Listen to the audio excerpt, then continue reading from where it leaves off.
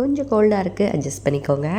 தினமும் இட்லி செஞ்சால் டபுள் இல்லை ட்ரிப்பிள் ஓகே எங்கள் வீட்டில் இருக்கவங்களுக்கு. பட் எனக்கு வந்து அதில் கொஞ்சம் கூட விருப்பம் இருக்காது தினமும் இட்லி சாப்பிட்றதில்ல. அதனால் ஏதாவது டிஃப்ரெண்ட்டாக செய்யணும்னு நினைப்பேன். அதில் ஒன்று தான் வந்து இந்த சிகப்பு கவுனி அரிசி. ஸோ நைட்டே நம்ம இந்த அரிசியை ஊற வச்சுட்டு காலையில் வந்து அது ஒன்றும் பாதியமாக நல்லா அரைச்சிட்டு, 1 டம்ளர் அரிசினா அதுக்கு ஒரு 4 டம்ளர் அளவுக்கு தண்ணி ஊற்றி நல்லா கிண்டணும். கொஞ்சம் உப்பு போட்டுட்டு இது வந்து நல்லா ஆறுனதும் மோர்.